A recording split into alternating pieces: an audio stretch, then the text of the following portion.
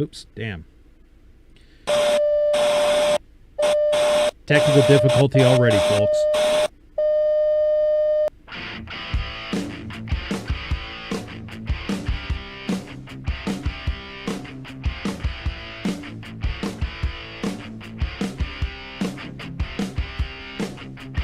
Hey everybody, I'm Mike. This is Budget Guns and Gear Reviews, and you are watching The Right of the People, where we use the first to defend the second every Friday night at 11:30 p.m. Eastern. So uncover your keyboards, fire up your fingers, and come join the conversation.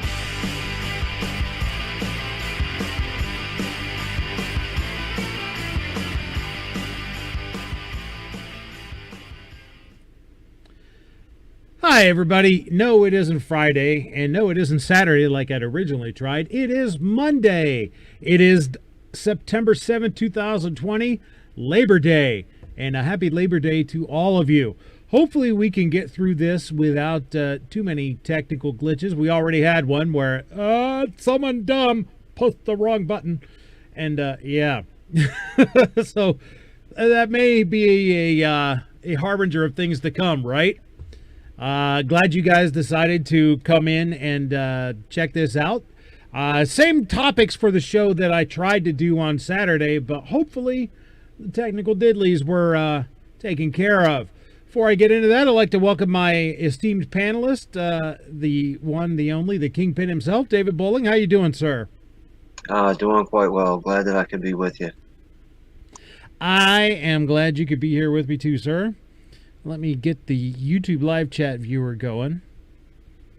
Get that started. As I wish I didn't have to restart that thing every single show, but apparently I do. And there it is. Good. Because, you know, someone watching this on replay might be interested in what you guys are saying out there in the chat. Let me say hello to everybody out there who is watching. We had... Scott P79 was the first in the house. Mike Warhorse coming in second. Jason Stewart's out there listening while driving. Well, don't crash, sir. Pay attention to the road. Gun Loving Grandpa's out there. How you doing, Buck? The Gun Snob is in the house. Yep. Mike Warhorse. The very first thing I said was, oops, damn.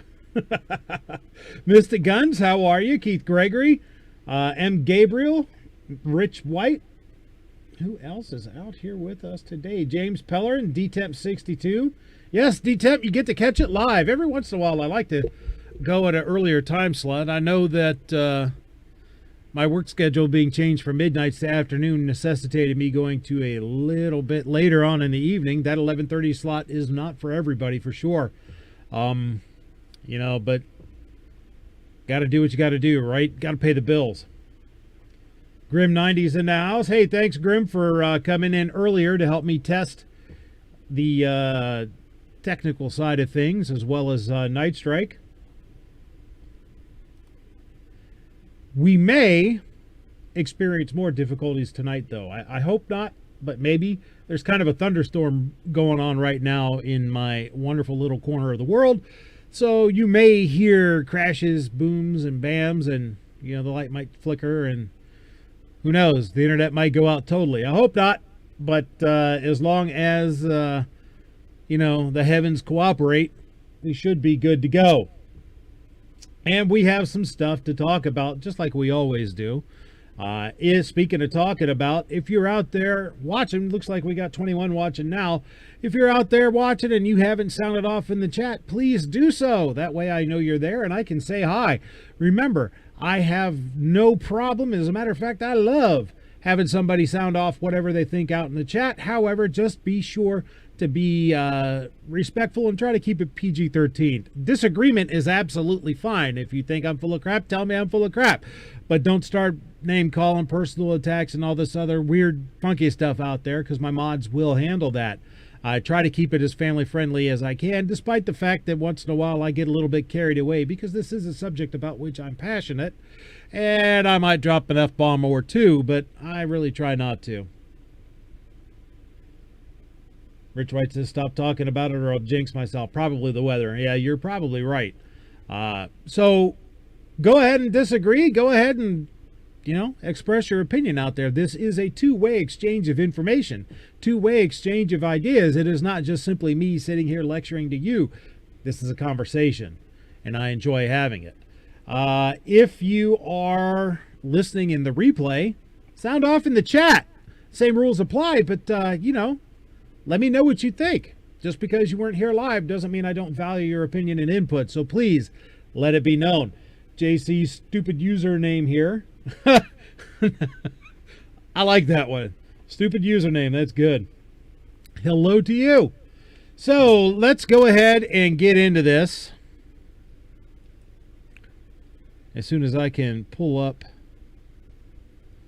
what it is I want to talk about tonight. I have to, yeah, that's what I got to do.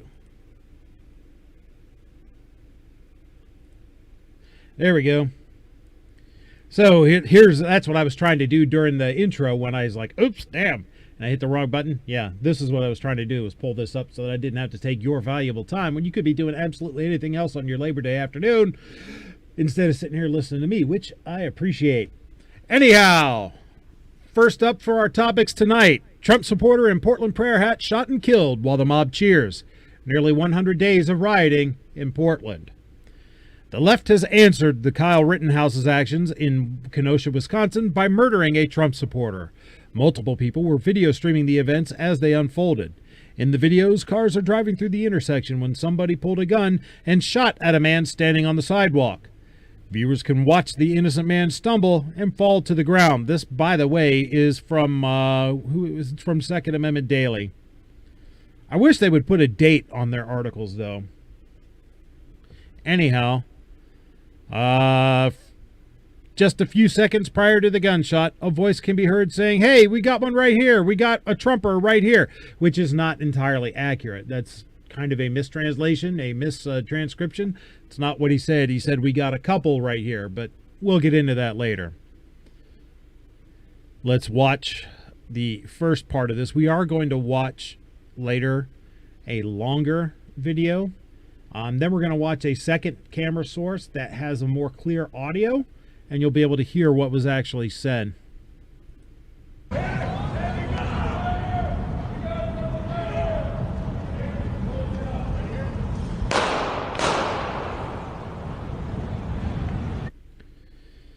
So there you see it happen, where that disgusting piece of filth shot Aaron J. Danielson.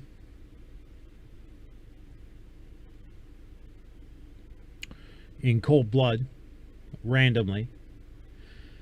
This is when the murderers laid eyes on their target, and their own words testify that the man was chosen at random. After the man fell to the ground, the mob of angry leftists wasn't sobered by their actions. They didn't lament that their bloodlust had led them to do. Instead, they crowed about killing a Nazi. And tonight, I just got word. The person who died was a Patriot Prayer person. Yeah. He was a fucking Nazi. Our community held its own and took out the trash. I am not going to shed any tears over a Nazi. Now, as I said earlier, apparently your community didn't take out the trash because there seems to be a whole lot of people standing there listening to you. Meanwhile, not moments before, another man had been chased off by the mob after trying to stop them from looting and destroying a gas station. That man, too, had been labeled a Nazi for trying to convince the mob not to destroy the gas station. That corner there? What the fuck up? Go home already! Oh shit, they broke the window, get it! He's a Nazi! He's a Nazi! He's a Nazi! He's a fucking Nazi! He's a fucking Nazi! But these are the mostly peaceful protesters, remember, who are, just standing up for justice. After almost 100 days of rioting in his city, Mayor Ted Wheeler still isn't putting down the mobs that have created mayhem and now cost a life. President Trump himself tweeted to point out how useless a mayor like Wheeler is in the face of violence and destruction. Donald says, tone down the language, but true, when he retweeted someone named Tiff, who said Ted Wheeler is the useless effing idiot and comic relief that gets everyone killed in every disaster movie. Earlier in the day on Saturday, a driving caravan of pro-Trump conservatives headed into downtown Portland. Of course, like reasonable leftists, the Antifa thugs and BLM looters were anything but peaceful or calm. Nope, they did what leftists in power need them to do. Acted like Marx's revolutionary underclass, who are essential to toppling a country before Marxism can be instituted. Loving the leftism yet? The right of self-defense matters more than ever. Our gun rights have been under attack for years, and for much of that time, the media and the left mocked anybody who cared about the Second Amendment for being paranoid. Nobody's coming for your guns, they jeer. But we didn't believe them then, and they're not even pretending anymore. Our gun rights make America's citizens the last line of defense against a Marxist takeover. Fight like hell for your gun rights before they're hunting gun owners in every city like they were in Portland last night. And I believe that 100%. This is not going to be the end of this. Because I'll tell you now, I don't think that was a spur of the moment thing. I think that piece of shit went there planning to kill somebody. I think that, I don't think this was just one of those things that happens in the heat of the moment. I think it was a deliberate escalation by the Marxists. What do you think, Kingpin? Am I off? Do you think this was a deliberate escalation, or do you think this was just one of those random things? Well, unlike Kyle, that dude went there to start trouble, just like all the rest of them. Yep, every one of them. None of them are peaceful protesters at all, zero. And the guy's got a slew of charges already. He had a gun charge from like a couple weeks before, and he was back on the street with another gun in his hand. And then it came down to the cops, and he had a gun in his hand. So that guy is everything the media said about Kyle. He's a bloodthirsty dirtbag who went there to hurt people. Kyle was a good kid who went there to do the right thing and got caught up in a bad situation and still did the right thing. Texas Outlaw Michael Sane says, absolutely deliberate. Snob says, you are full of something. Thanks for the super chat, Snobby. What I'm full of, well, I'll let y'all decide. That's up to the individual viewer to figure out. Let's see. Let's go on to the next topic because there is more on this.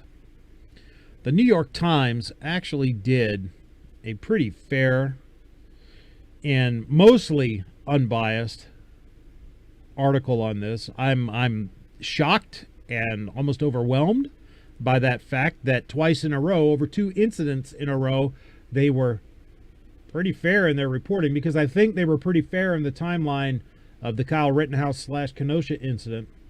And I think they're pretty fair on the timeline on this as well. This is from the New York Times, Visual Investigations, how the fatal shooting at a Portland protest unfolded. At least from the available evidence that they have at the time. We followed the final moments of a man shot and killed in Portland, Oregon, as supporters of President Trump clashed with those protesting police violence. Yes, the protesters. Not rioters, not Marxist insurgents, not agitators. They're protesters. And they're protesting police violence, of course. By Evan Hill, Stella Cooper, Drew Jordan, and Dimitri Kovin. From August 31st, 2020. Updated September 3rd. The fatal shooting of a far-right groups, and that right there is shows you that there is some bias here, though, even though for the New York Times, this is pretty fair, but keep in mind the source, right? The fatal shooting of a far-right group supporter in Portland, Oregon on Saturday is raising fears that the Black Lives Matter and pro-Trump protests across the country could escalate into more deadly skirmishes. The Portland Police Bureau said that the killing was being investigated as a homicide, but had released few details. The New York Times' Visual Investigations Unit reviewed multiple videos of the episode and surrounding events to piece together the fatal encounter between an unidentified gunman and Aaron J. Danielson, 39, who died at the scene. Now, of course, we all know, if you've been paying any attention to the news, that they identified the guy and he was killed, but we'll get to that.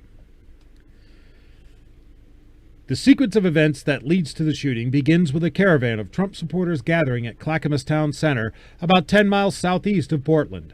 According to a map posted on Facebook by the organizers, who called the event the Trump 2020 Cruise Rally, the caravan was meant to follow I-405 on a route that would bypass downtown Portland, the scene of more than 90 days of protests against racism and police brutality. And, America, mostly. But a number of vehicles took a detour. This shows the route.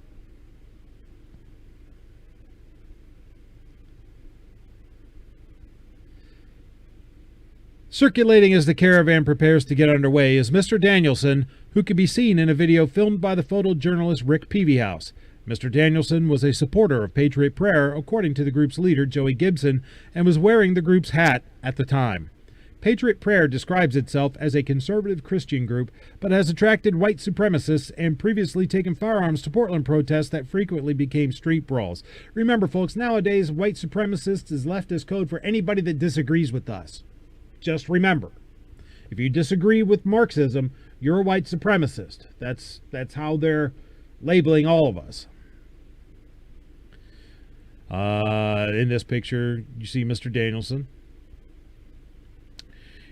In images posted to Twitter by the Portland Tribune journalist Zane Sparling, we again see a man who appears to be Mr. Danielson. His companion, Chandler Pappas, carries a paintball gun, and according to Mr. Sparling, the man had also come armed with knives. As the vehicles displaying the Trump flags and signs enter downtown Portland, protesters gather along the street to confront the caravan and, in some cases, block its route. And multiple videos posted to Twitter, members of the caravan can be seen firing pepper spray and paintballs at the protesters. Well, that could be because they were trying to mob the trucks. I've also seen video of that where they're getting awful doggone close to the trucks and they're driving them back. Let's see what this video shows.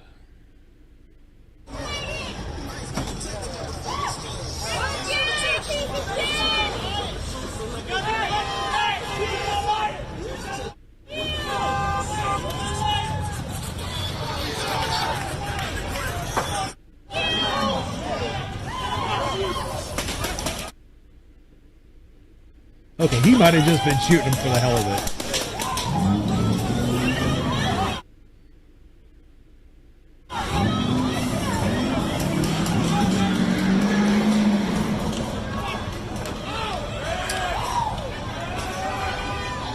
On the other hand, when agitated crowds of protesters have gotten too close to the vehicles before, we've all seen what happens where they drag people out and beat the ever-loving shit out of them. So it might not be just a random act of cruelty and chaos to shoot these dudes with paintball guns and pepper spray them just to keep them back. Might actually make sense. But I digress. By evening, only a handful of caravan trucks continue driving around downtown. In one confrontation filmed by the multimedia journalist Corey Alia, we see a tall man dressed in white and wearing a multi-pocketed vest. As members of the crowd shout at a truck and grab at its Trump flag, he can be seen reaching toward a vest pocket.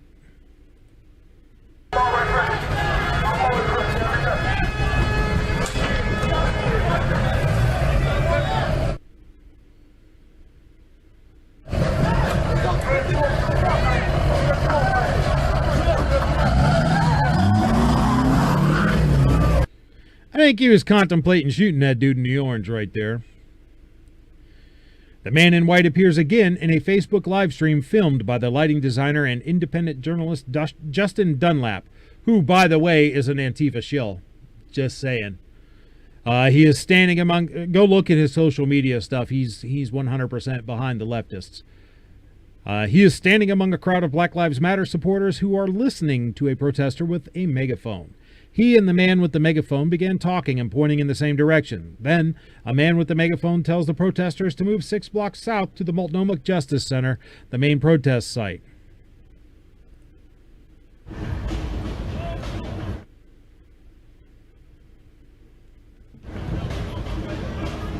Black Lives Matter.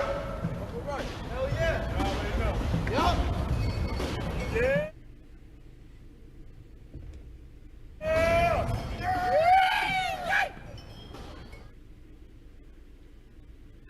The live stream shows the man in white walking by himself toward the Justice Center and crossing the street 1 block south. 1 minute and 43 seconds later, Mr. Dunlap turns his camera toward the sound of shouting. What happens next occurs within 6 seconds. The man in white and another man dressed in black can be seen crossing the street, apparently to confront Mr. Danielson and Mr. Pappas. There is shouting that is hard to hear on Mr. Dunlap's live stream, but in a second video filmed by Nathan Millsap, a Portland videographer, the audio is clearer. A man, who Mr. Pappas later contends is the gunman, shouts, "Hey, we got some right here. We got a couple right here." The sound of spraying is audible. Oh, another man says he's macing you, he's pulling it out. The sound of spraying is audible, followed immediately by 2 gunshots. Mr. Dunlap captures the shooting on his live stream. Mr. Danielson can be seen raising an arm and beginning to spray a pepper spray-like substance, followed almost immediately by the gunshots. The man in white backs away with his arm raised and then runs, along with the man dressed in black.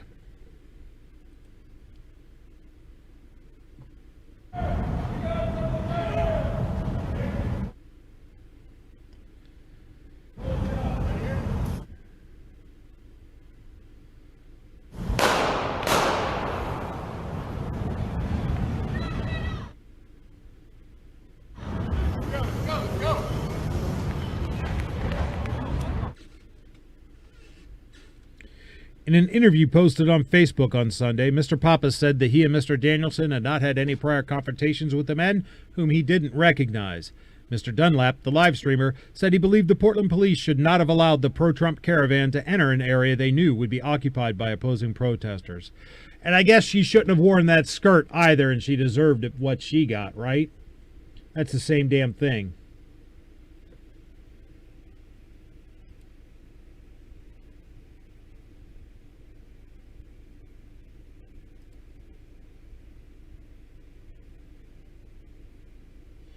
So, based on all that, again, do you think that that Reinoehl, I guess is how you pronounce his name, the gunman, the shooter, the communist Marxist piece of shit, I think that dude was there deliberately, looking for trouble. He crossed the street, deliberately approached Danielson and Pappas, and then shot Danielson in cold blood. That was a clear-cut case of murder, in my humble opinion. Understand, I'm not a lawyer, I'm not a criminal investigator, I'm not any of that, nor have I played one on TV. I'm just a guy with eyes, ears, and a brain. And they all tell me, from the evidence I've seen, cold-blooded murder. Am I off, Kingpin? Am I off out there in the chat? Well, off any more than normal? No, of course not. No, the guy had a Black Lives Matter tattoo on his neck. And for all you out there who, does that mean that? Yes, every single person that supports Black Lives Matter is this guy. They're scumbags. This guy intentionally went there to hurt people. And Gabriel says, I got to give credit to the New York Times Visual Investigations for compiling available video chronologically. Their editorial commentary, not so much. Yeah, I agree. I think they did a good job of piecing together some chronology. But of course, their editorial slant leaves something to be desired. But then again, I'm not at all an unbiased, journalist. I'm not at all unbiased reporter. I have a bias, but the difference is I admit and showcase and tell you up front about my bias. I lean conservative. I am staunchly pro 2A. That's how it is, and I'm looking at things from that perspective. So,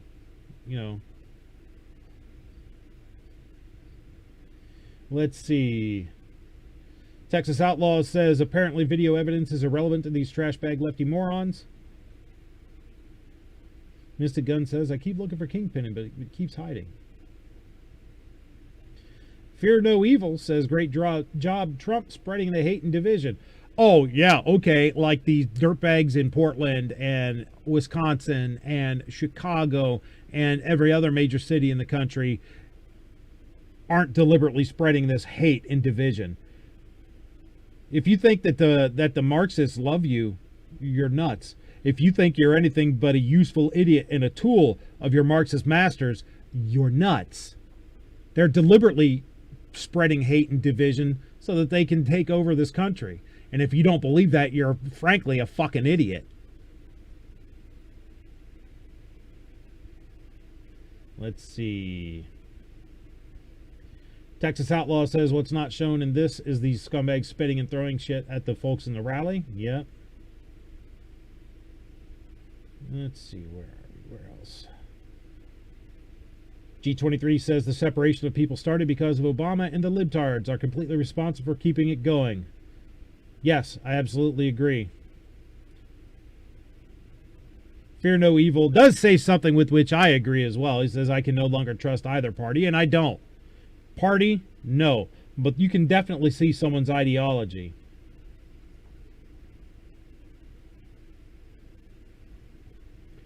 Ozark Yeoman says they claimed they wanted to help after he was shot, yet these were the same black bloc jerks who rushed them and pointed them out to get him killed. Rich says he knew what he was going in there to do. Yes, he does.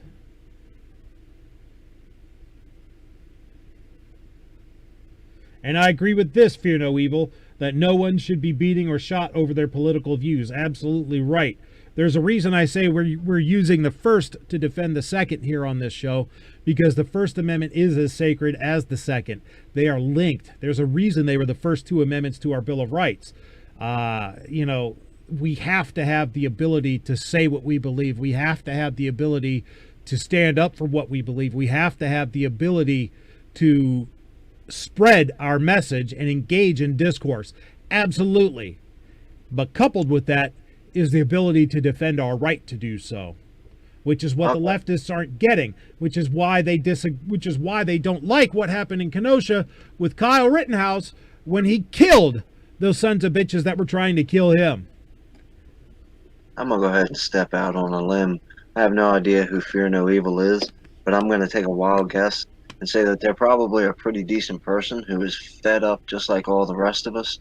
And if they will hang out here for a little while, I think that they'll find a very welcoming crowd interested in hearing different viewpoints. I think that the person is probably just frustrated as can be right now and looking for some answers. So, the whole Trump thing, I was going to comment on that, but I decided to read a few more comments. I think that's what's going on. I think we just got. I'm starting to think so. Just like us, and if hang out with Fear No Evil and enjoy. Well, let Fear No Evil's words stand up for himself. And I'm assuming that I'm assuming your gender, that you're a guy. Most of my listeners are, except for the very few wonderful females who do listen. You know who you are. Anyhow, Fear No Evil says, I was a hardcore right-winger for 30 years. I can't stand behind Trump anymore. And I get that. I listened to Rush Limbaugh for 20 years and still do. I get that. I understand. I just, right now, our choices are bad and worse. That's the problem. Fear No Evil says, yes, you are correct. So good. I'll step. Donald Trump is not the bad option. He never was the evil. He wasn't the lesser of two evils. That's nonsense. And he's not the lesser of two evils now. That's absolute nonsense. So I'm really, words mean a lot, and I hear a lot of people always say, well, Donald Trump was the lesser of two evils. No, he was not. Donald Trump is the lesser. No, he is not. Donald Trump is the one answer that we need. That is the most important vote of all, is to get Donald Trump reelected. Oh, I agree it is, just not for the same reasons. I got to disagree with you on the reasoning. I don't think Donald Trump's exactly what we need. I think he's better than the other options. Well, he certainly isn't the perfect option. When there is close, but he ain't there. I mean, yeah. If he were more Second Amendment friendly, I'd be behind him 100%. But he isn't. He thinks he is. He thinks he is because he's a New Yorker and he's a rich guy and he doesn't understand it. But he really ain't. Right. That's what I can agree with that completely. Donald Trump is about as pro Second Amendment as all the other politicians that read "I love the Second Amendment" off the script. But to say a lot of people talk about him being anti Second Amendment and the worst Second Amendment, that's all No, he's nonsense. not. He's You not. know, but I agree with you. We need somebody who is a gun enthusiast, Yes. a Second Amendment enthusiast Yes. to be in there, not just one of these. Hey, let's get a cheer mark and say something about guns. Yeah. Yeah. Fear No Evil says, my main issue is I'm a single issue voter, pro 2A, no compromise. Okay, I could get behind that. I could get behind that 100%. I may have thought you were a communist tool, and I was wrong. I apologize. Anyhow, we digress, because there is more to this story. Let's see. Let's get on. This is the secondary video that has some very clear audio, so please listen to this.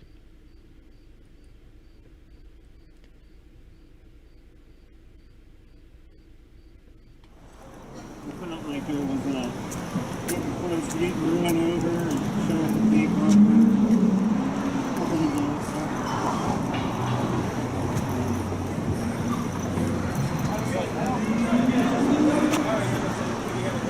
I never seen that. It's kind of spooky though. Hey, we got one right here! We got a couple right here! We got one right here. We got a couple right here. Hold it out. Right here?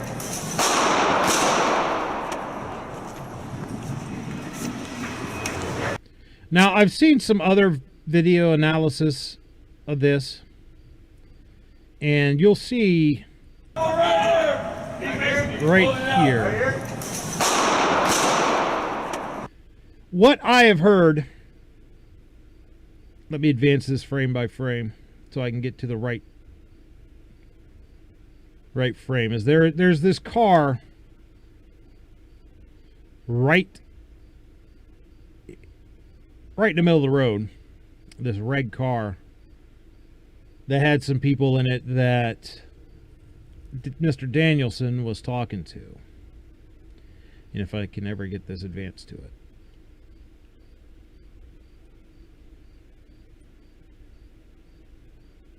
Which I might have skipped it right there.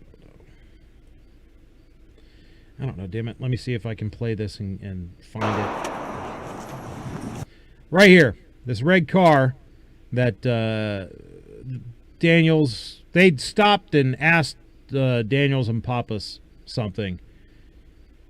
That's when the guy in the white, Reinoehl, and this unidentified guy in the black came across the street. Now, I've heard theory, because there's also a picture floating around of Reinoehl waiting inside this parking garage for somebody. I've heard it theorized that these guys were supposed to stop whoever it was they identified as the target and keep him there for a second to give the other two time to get across the street. Is this true? I don't know. I don't know that it. You know, that's kind of tinfoil hat-ish. But it seems fairly plausible to me. I don't know. I'm skeptical, but open to it, I guess. Because the way this whole thing, played out was too neat, I guess. It's, hey, we got a couple right here. Move, move, move. He's pulling it out. Get him. And he gets shot.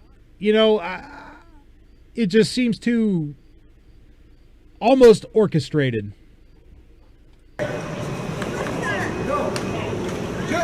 And there's Jay dead. Now, this car, full of BLM supporters, raced up and stopped. You know, there's a medic there, already conveniently in place. I've also heard the theory that that's to control the narrative and say that, look, they tried to help this guy. Again, I don't know. I can't say for sure. It does seem awful convenient. Hey, watch out, bro. She's trying to help him. She's the fucking man trying to help him. So let her help. Hey, let her help. Do you need an ambulance? Tracy, do you need an ambulance? Yeah, call the ambulance. I'm calling. Call 911, man. Sir, I'm a medic. I just Give me directions. Help. Where are we? Help, man. I need street names now. They're right here. Oh, hey!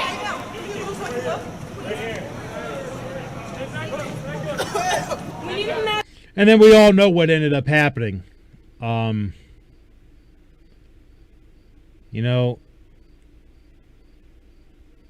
It just... I think that all the videos out there raise some questions for me, and unfortunately we'll never know because, as I'm sure 99% of you know, Michael Reinoehl was the gunman here, the man in white, and he was killed resisting arrest, which part of me says is awful goddamn convenient too, and another part of me says good riddance to bad rubbish.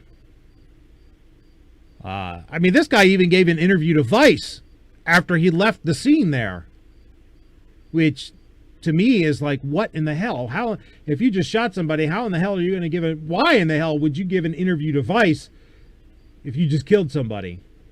I don't get it. They found him really shortly after he did that video, too. Yes, they did. Usually when people find somebody that fast, it's 4chan doing it, not the cops.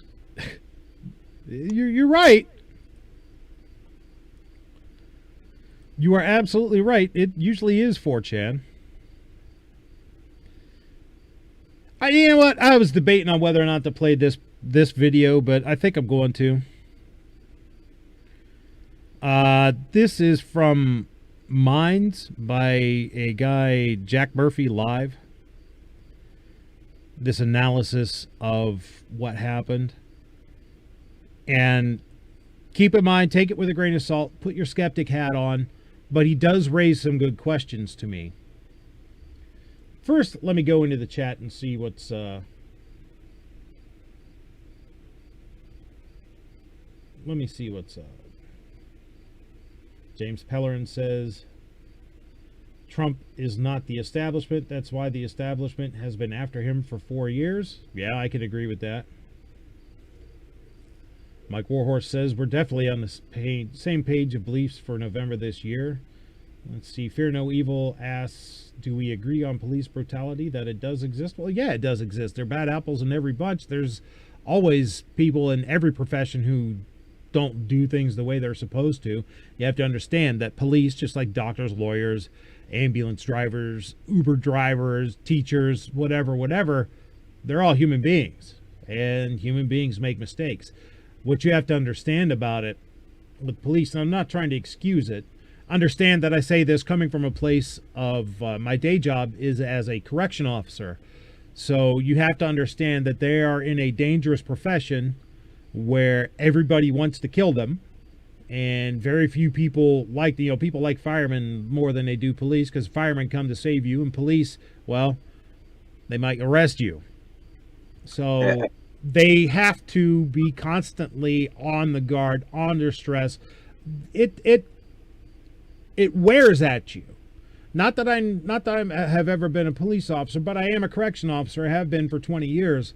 So I have an idea what they deal with. The only real difference is I know everybody I'm dealing with is a bad guy. They don't, which might even add more stress to it. I don't know. I always like it when the lefties say, you talk about how dangerous it is to be a cop. And they're like, being a crab fisherman is more dangerous than being a cop. Yeah, well, crabs aren't trying to kill you. Only the weather is. Yeah, you don't have to worry about a crab whipping out a Glock and blasting you. If they did, crab would cost even more, let me tell you.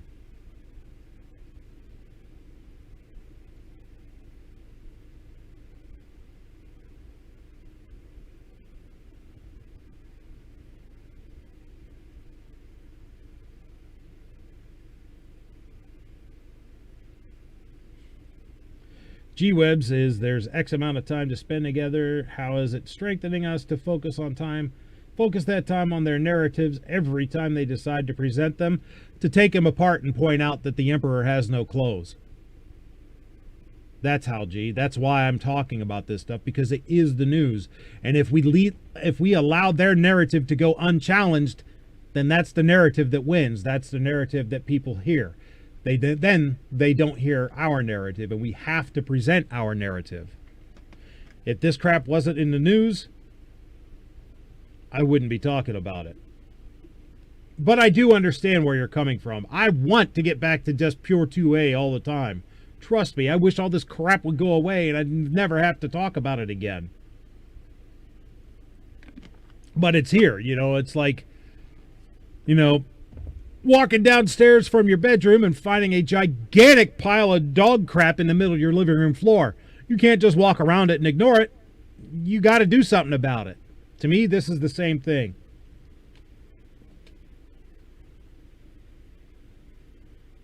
MAGA Radio says, I wouldn't say everyone in prison is a bad guy. There are a lot of innocent people in prison. I've been doing this for 20 years and I haven't come across, well, maybe one or two. There's not a lot. The vast majority of people in prison, in jail, locked up, did that shit. Guaranteed. The vast majority.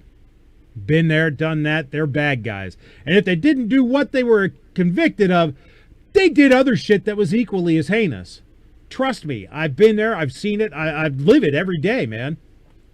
At least 40 hours a week. But I get what you're saying. There are people like that, but they're few and far between. At any rate, let's go ahead and watch this. Because he brings up some points that I don't necessarily know that I would call interesting, but that are food for thought. So again, put your skeptic hat on here. This guy may be completely out there on the limb in cuckoo land, but he might have a point.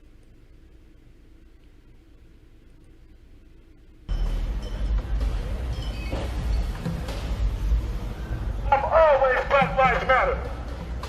Check the news. Check the media. I'm always out here Black Lives Matter. You motherfuckers don't like it? Fuck you.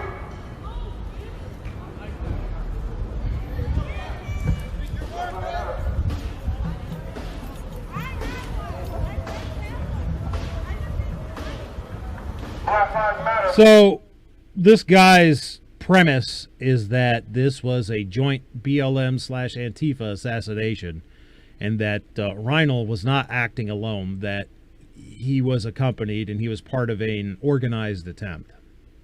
Well, a successful organized attempt. Hey, have a good one, D-Temp. Hell yeah. Yeah. There's Reinoehl.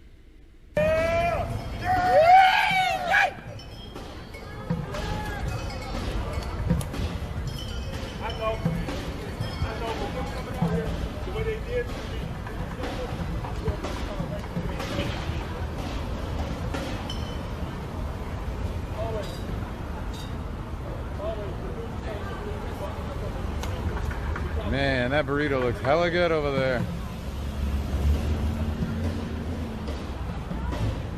Yeah, they shot paintballs like as I was walking this way. I heard clack, clack, clack against the building.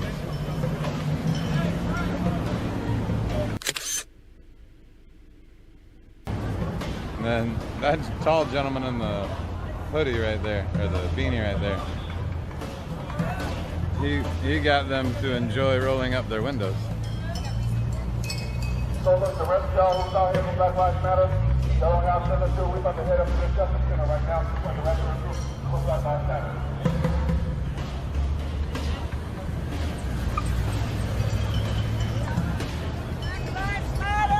Yeah.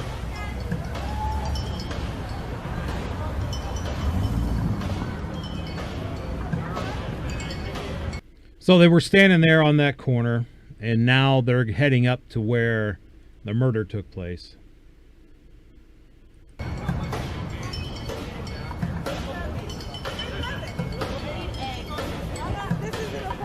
Yeah, if there's no money to be made, if there are no licks to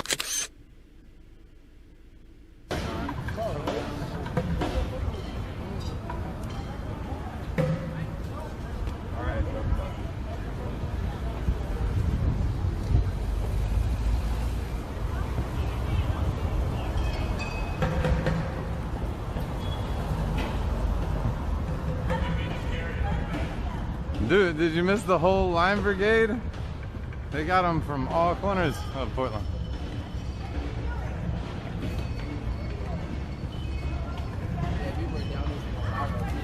So they go walking down the street here, Cool. and That's this guy, awesome. you know, oh, the artwork's wonderful.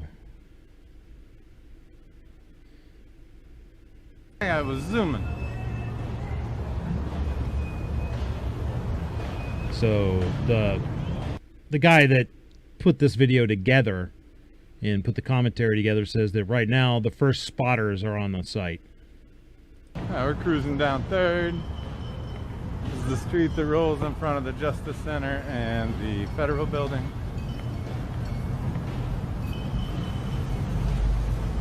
Yeah, I love the new art forms that have come out. Like, we're just gonna take all the boards and make them pretty. I love that lotus flower. It's because it's lotus and bean.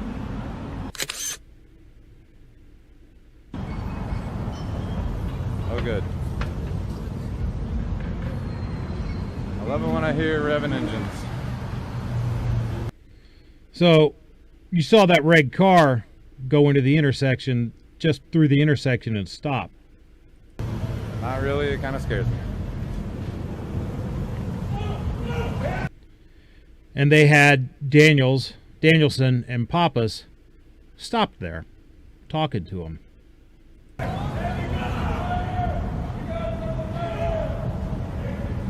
And then, of course, let me back this up.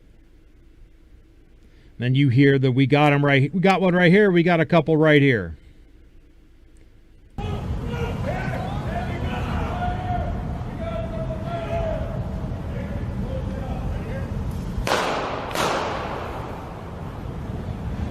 And they killed Jay.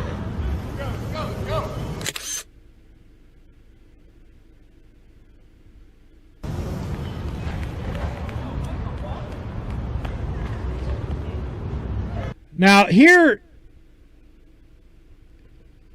is what, you know, up until this point, yeah, okay, this could all be, you know, just one of them random ass things. It could be. But watch what this guy does.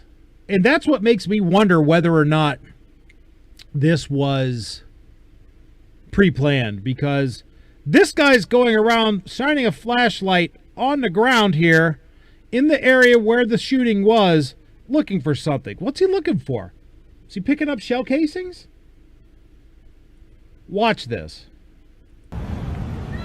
That's the guy in black who was over here with Reinoehl, the shooter, and then ran off.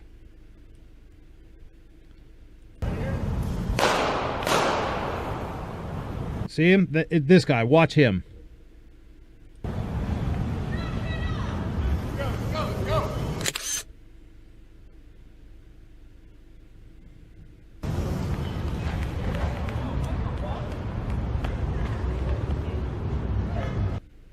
Actually, no, it wasn't the guy in black. It was this guy, the one who was standing over here.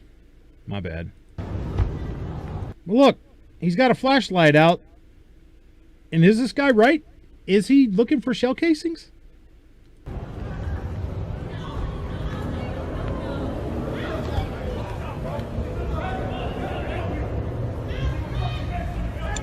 Did he pick up a I got mace in skateboard? my eyes.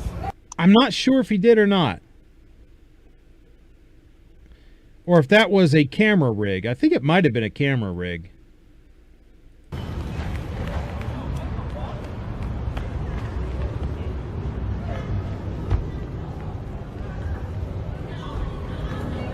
Well, it's a camera rig.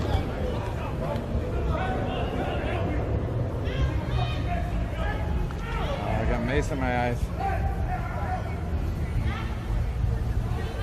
Ow.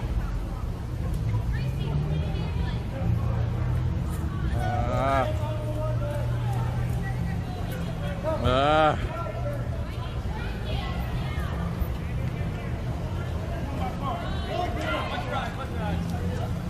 Eyes.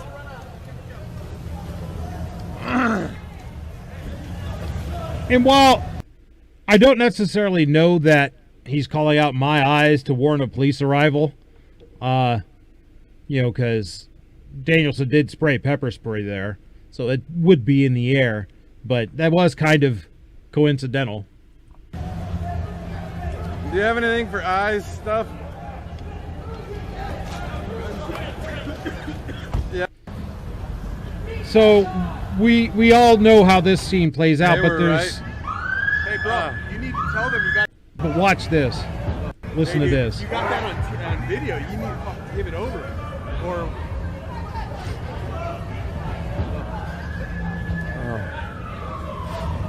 Oh. Onlooker tells him he needs to give it over if he got it on They video. were right. He's awful reluctant you to. need to tell them you got it on film. That's a fucking. You don't want that on your phone right now.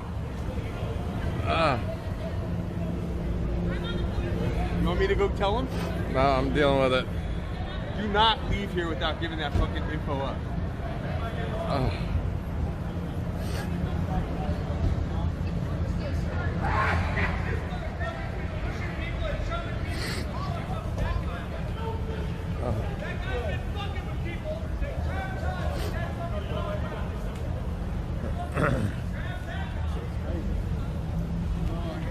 Understand what just happened? Somebody It's murdered live and you got it stream. on the fucking live stream, then you need to give it to him right now. he see- Inform the proper authorities. Promise. And he seems awful reluctant to turn that video over. I don't know. So, take all that shit with a grain of salt and put your skeptic cap on when you're deciding on that, whether or not that guy's right. But it just kind of seems funny to me. That's all. I again, not a crime scene investigator. I'm not an criminal investigator of any sort, but I am a guy with eyes and a brain, and the whole thing stinks. Aside from the fact that a man was murdered, obviously, but the whole thing just seems a little bit too neat, a little bit too packaged. The whole thing stinks to me.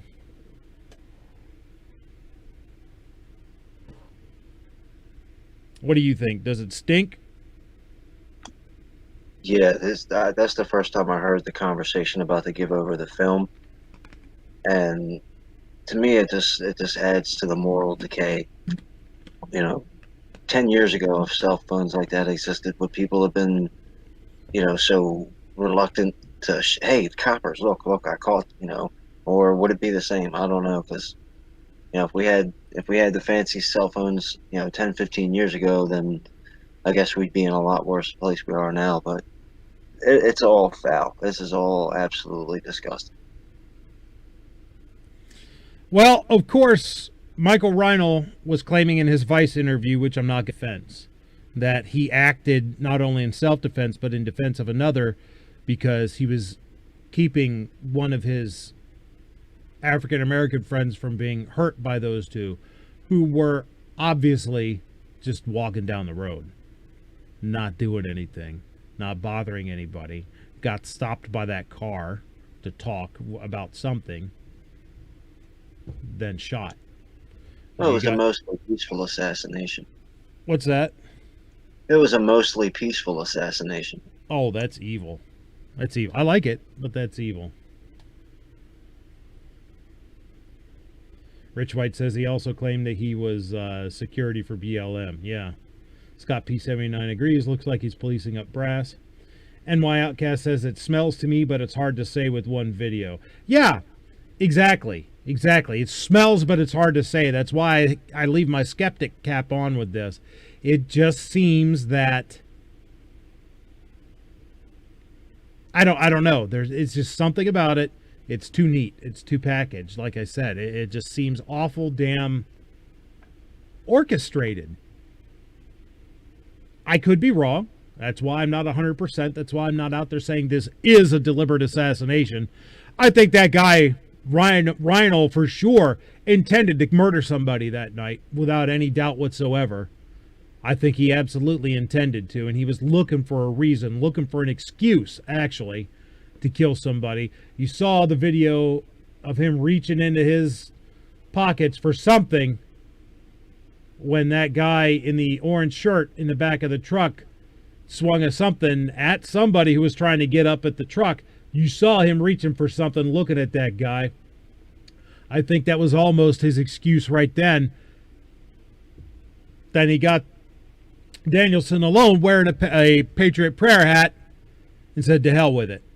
It just seems awful, you know, the other guy saying, hey, we got one right here. We got a couple right here. You know, whether he meant to let's just stomp them out, let's harass them, let's do whatever or not, or whether he meant, hey, here's the target, move, move, move, let's kill him. Because you're also hearing that move, move, move, as in get over here, get over there, whatever, right before the gunshots. So the whole thing just stinks to high heaven, but we'll never know. We will never know for sure what happened because the only guy that could tell us can't tell us. Portland killing suspect and victim had guns, documents say. Oh, wait, what the hell is this?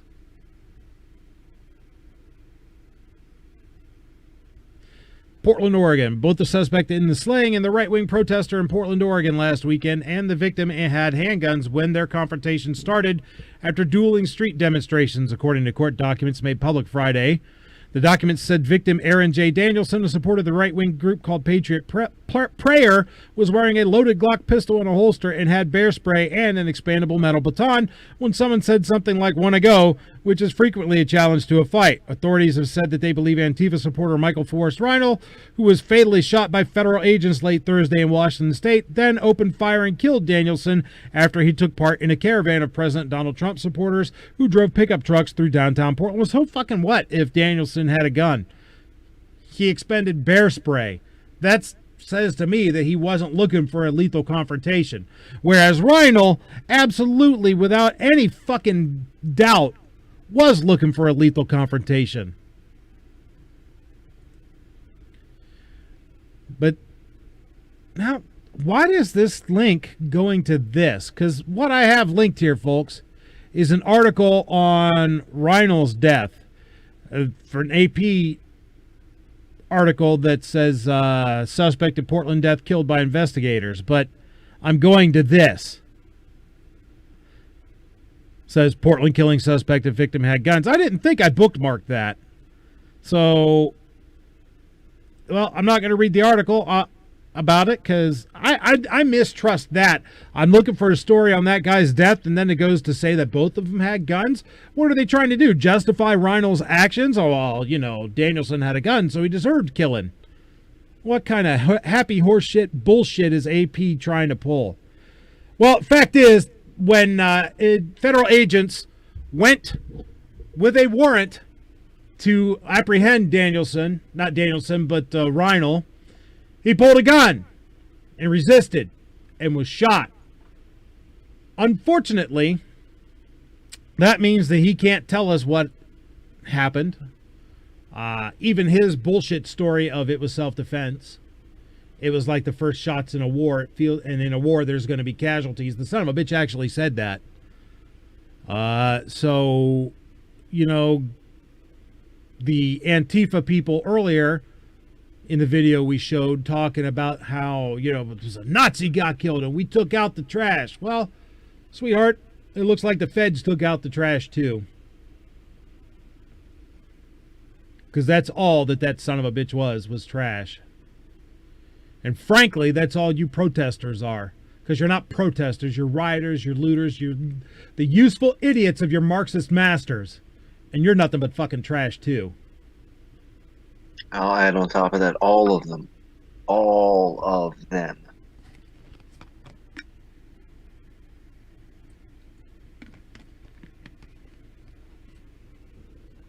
Every one. Warsaw says, unless AP changed the article. Yeah, they had to have changed it. I don't know why they did. Because that link was to the article about Reinoehl's death while resisting capture. I don't know why it went there. So, judge for yourself, folks. If the tragic... No, let me back up, because remember, a tragedy is something that no one had any control over. This was an atrocity. So you have to decide if you believe whether or not the atrocity committed by Michael Reinoehl against Aaron J. Danielson was an isolated incident or just simply an escalation or even a coordinated attack sponsored by both Antifa and BLM. You're going to have to make that determination, folks. I can't make it for you. I know which way I'm leaning, and I'm pretty sure you can figure that one out, but I do still have a bit of skepticism as to it. Time will tell. Well, or maybe not, since no one can ask Reinoehl about it, right? In other news,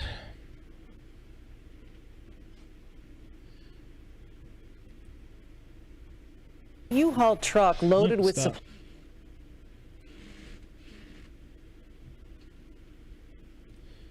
In other news, Supplies for protesters in Kenosha. U-Haul truck loaded with supplies for protesters in Kenosha has been seized by law enforcement. The two people inside arrested. 12 News' Nick Bohr is live in Kenosha. And Nick, you talked to the leaders of the Milwaukee church that sent those supplies down. What explanation have they been given?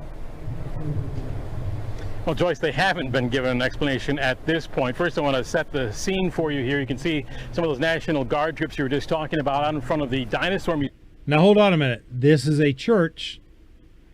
This is a truck with supplies for mostly peaceful protesters in Kenosha, sponsored by a church. Museum here in Kenosha. There's more of them there, and across the way at Civic Center Park there are the protesters you mentioned who are gathering at this hour. We did ask the Kenosha Police Remember, the same protesters who've been burning down the city chief today why their $1,000 worth of food from that Milwaukee church that was destined for protesters here was intercepted. The photos released by Zao MKE Church in Milwaukee show a U-Haul loaded with supplies they were sending to protesters intercepted by police or federal agents in Kenosha Wednesday. The two people inside arrested, the truck and supplies seized. And we happily loaded it up with what we had. Pastor Jonah Overton took us inside what they call their supply depot for protests at their Zao MKE, Jesus rooted, justice centered, radically inclusive. In other words, Communist Front.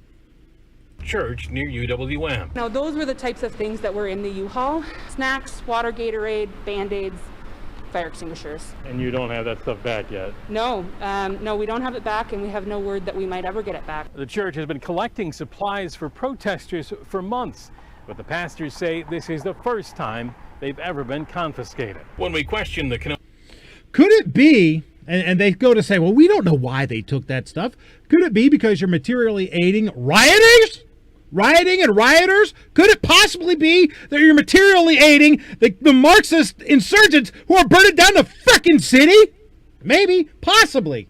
Could it be that? Maybe. Maybe that could be why it got confiscated. Because that's damn sure why I would have confiscated it. You're aiding and abetting in a crime. I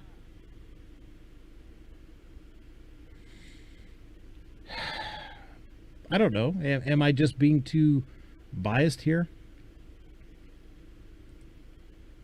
No. Not at all. I don't know. Do any of you guys think that I'm biased out there? You know? Scott P79 says, Rand Paul is right. There needs to be a federal investigation into BLM's and Antifa's financing to see who's actually paying them. I agree 1,000%. Let's see. Warsaw says, Antifa is anti-fascist, a.k.a. a German communist party from Germany. That's where it originated. Yes, that's exactly where it started. Back in the 30s. That's exactly where it started. It has Marxist roots and, well, Marxist stems and Marxist branches too. I mean, it's all Marxist, 100%.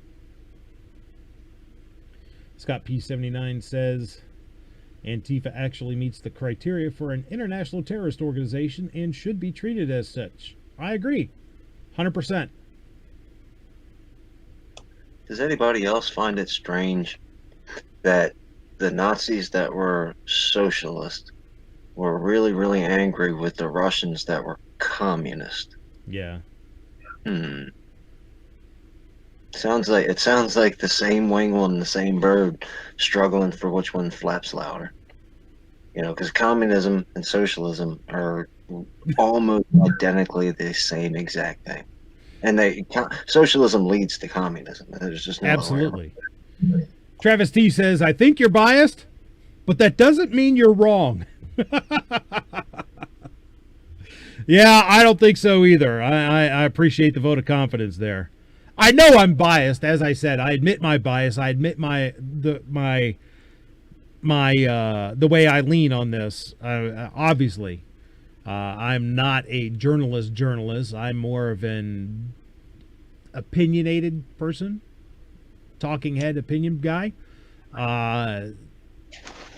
Except when I went to the BLM protest here in my hometown, that was strictly, I wasn't going to try to take a side either way. I was just going to show what happened. Thank you to everybody who watched that live stream. What you have going for you, though, as biased as you may be, you're right. You know, another thing that aggravates me totally is everybody always talks about, this is just my opinion. Everybody has an opinion. Well, there are opinions. There's plenty of room for all kinds of opinions everywhere. But there's also a giant chunk cut out for right and wrong. Just because your opinion is jacked up doesn't mean that it's okay that you have that opinion. Yeah. And you, sir, are on the side of right. I like to think so. Warsaw Patriot says these so-called church folks are as bad as the Westboro Baptist Church. Yeah, they're just the other side of that coin. Hate. They just hate in the opposite direction. Because trust me, I think the people in the Westboro Baptist Church are a bunch of kooks, a bunch of idiots, a bunch of morons, and should probably STFU. I mean, I guess they do have a right to say whatever they want to say. Very true, but they're a bunch of idiots. These churches, that St. John's Church allowed Black Lives Matter after they lit it on fire to come over and spray paint all over them. They invited them to do it. There's some idiot Catholic guy that was saying that white people need to destroy their white privilege, just like all the rest of the DC swamp is getting unveiled. The swamp pretends that it's the church and calls itself the church. That's getting unveiled too. Yeah.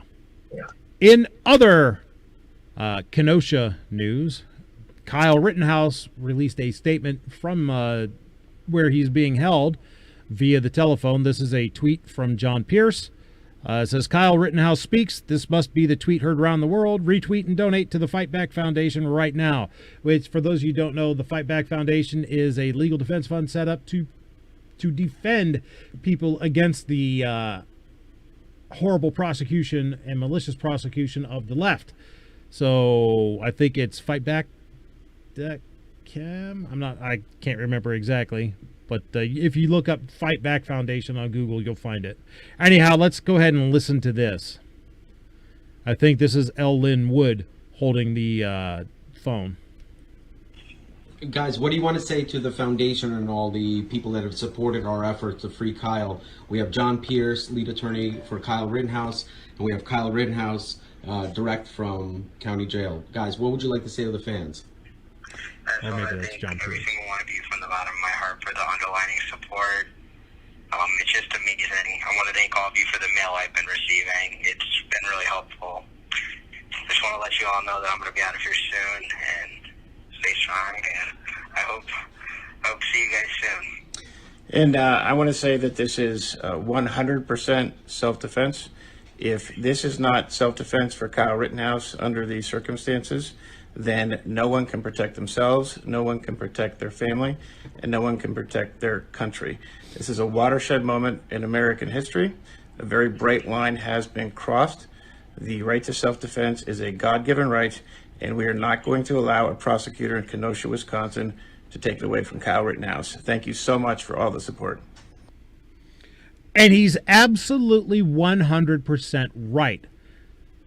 If this isn't self-defense for Kyle,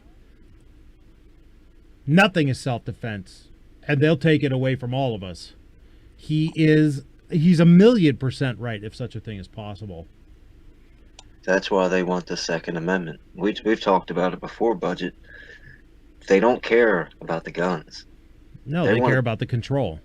They want to take your karate class, too. Yep. Now, I've got my tinfoil hat on now. Tomorrow, I'm not going to be wearing a dunce cap.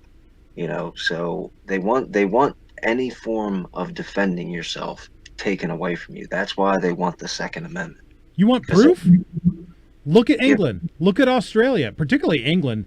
They've gone farther down this road than we have, and look where they're going. Look where they've gone. You will get arrested for having a butter knife in your car.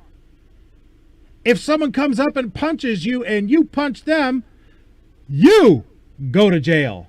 It's insane. That's what they want for us. Warsaw says what's worse is the corrupt courts that want Kyle hanged and jailed. Oh, yeah, this is political prosecution without a doubt. The DA that's prosecuting the case is a Democrat, and he's listening to his Democrat masters who want this case prosecuted to appease the mob that they encourage. They do not want you able to defend yourself and your property and your family and your community from them. They do not want you able to resist. This is why they've been wanting to advance gun control for decades, because gun control is never about the gun. It's always about the control. This is an example of it. This is why. This moment right now in history is why. Remember a couple weeks ago? Or it's actually the beginning of why. Because trust and believe, they want to take this farther. I'm sorry, go right ahead. It was a couple weeks ago, and it was either Seattle, Portland, or Chicago. I can't remember which city it was, but the head of the police department put out a statement and was like, "Look, if you're going to get robbed, if you're going to go out in public, don't go out alone. If you're going to don't have any cash on you. If you get robbed, give everything away." You know, basically telling people we're not going to defend you anymore. So when you meet a bad guy, just surrender completely. That was coming from the head of the police department. Yep. And this is why. They don't want you to defend yourself. They don't want you able to defend yourself. And they certainly don't want you willing to defend yourself. As a matter of fact, they want you afraid to defend yourself. They want you to be afraid to exercise your natural, divinely given right to protect yourself and your family. They want you scared. Why do you think they prosecuted the people from Missouri? The St. Louis, the cul-de-sac commandos, the Ken and Karen. Why do you think they prosecuted them? They don't want you to defend yourself from the mob. They don't want you to defend yourself from anyone.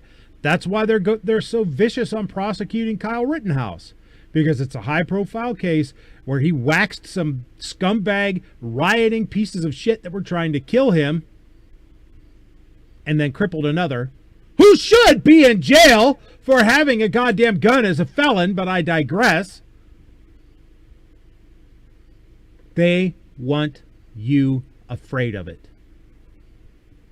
Why do you think that, here in my own town, right here, we have people that are having their Trump signs, their Blue Lives Matter flags, their Trump flags stolen, destroyed. They want you to be afraid to put them back up because they don't want you to be able to exercise your First Amendment either. Remember, First and Second are linked. They're the two sides of the same coin. They are together, hopelessly intertwined. They have to be, because the one protects the other and the other protects the one. That's how it is. And they don't want you to be able to do either, because if they don't have you, if you're too afraid to defend yourself, then they can suppress your right to express yourself. And if they suppress your right to express yourself, then the only narrative that is heard is theirs, which is why I'm here to counter it. Well, these cowards, if you put a Trump sign or an American flag or something pro-American out in your yard, the same cowards that'll come and steal it and put a Black Lives Matter, Joe Biden, Harris sticker in their yard, they know that we're not going to go take their stuff. We're not going to go in their property and damage their property. They use our morals against us all the time. They know that which is right out of Saul Alinsky's Rules for Radicals, by the way. Absolutely. They what is the old saying? The capitalists will sell me the rope I'm going to use to hang them with. Yep. That's what they're doing to us. But we know that. These idiots, we see you idiots. We see what you're doing. We're not stupid. Fear No Evil says, please remember the same police that BLM and Antifa is fighting with are the same police that will come for your guns once the order is given. Every cop I've talked to has said no, they won't. Right, but the way I would... But there are some that will. What I've been saying lately is the cops have got themselves in a very precarious position. Because right now there's a whole bunch of red-blooded Americans going back to blue, and we love our cops because they're being attacked and they're being abandoned by their leaders. Those same cops will put you in jail for not having your mask on. They might not come snatch your gun, but you get caught in a store without a mask, or you break one of these. That depends on where you're at, and they will put you in jail. That depends on where you're at, because here they have publicly stated, no, we're not going to do that. Call the health department. Yeah, that's where it's dangerous. We're not doing it. It would be helpful to talk to your local police and ask them. Be like, look, we support what you're doing. We hate the fact that you're being attacked. Where do you stand on this? Are you going to arrest me for not having my mask on? Locally, they said, quote, we are not the mask police, unquote. So yeah, I live in a really good county too. The county, and then the county west of me. The county west of me is called Frederick County, and there's a sheriff. Chuck Jenkins is the Frederick County sheriff. And if you live in Maryland or know anybody that lives in Maryland, please convince Chuck Jenkins to run for governor. So I'm going to skip some stuff. I'm going to read this column because it's pretty awesome. Because I'm running out of time here, and I want to get to the Moron of the Week and Self-Defense Shoutouts. And I want to try to be done by 8 so that I don't overlap with Clover. Because, Clover's a cool dude. Go check out Clover Tech, 8 p.m. Check out his Monday night podcast. Anyhow, let me go to this piece by the Chicago Tribune, which is just so wet with liberal tears that it's delicious. It's like, yes, liberal tears. Oh, they're so yummy. It's awesome. Anyhow, Chicago Tribune. This is by Eric Zorn. Eric Zorn from September 3rd. Column. Here's why Kyle Rittenhouse, the teen shooting suspect in Kenosha killings, is likely to get off. Kyle Rittenhouse is going to walk. This is my conclusion as I emerge, blinking in the light from the rabbit hole I've been down all week of self-defense law, jury instruction language, charging documents, and online frame-by-frame analysis of the videos of the tragic shootings in Kenosha during street protests on August 25th. You mean riots where they were burning shit down and trying to... By the way, when I did my analysis of the Kenosha shooting, I did not know that what started the confrontation between Rosenbaum and Kyle... Rosenbaum had lit a dumpster on fire and was trying to push it up against a police car or something, or some building or something, and Kyle was putting it out. That's what started the confrontation. That's why Rosenbaum wanted to chase after him, other than his desire to touch a little boy, being a, sex offender and all. Anyhow, I digress. That's my conclusion as I emerge, blinking in the light from the rabbit hole I've been down all week of self-defense law, jury instruction language, charging documents, and online frame-by-frame analysis of the videos of the tragic shootings in Kenosha during street protests on August 25th. Before I go any further, I promise not to editorialize anymore until we're done with the article. Just keep in mind, there's so many liberal tears here. I've got to put on my hip waders so that I stay dry. It's awesome. So the author of the article is definitely coming from a liberal Marxist left-wing bias, as you'll see. Anyhow, Rittenhouse, a 17-year-old from Antioch, Illinois, has been charged with first-degree intentional homicide, first-degree reckless homicide, 2 counts of first-degree recklessly endangering safety, attempted first-degree intentional homicide, and possession of a dangerous weapon by a person under 18 in the shooting deaths of 2 protesters and the wounding of a third. The homicide charges carry a maximum prison sentence of 65 years. Those of us on the left, at least he admits it, who are already outraged that it's legal for civilians to openly carry military-style assault weapons in public spaces, should begin now to brace for the inevitable resolution of this case.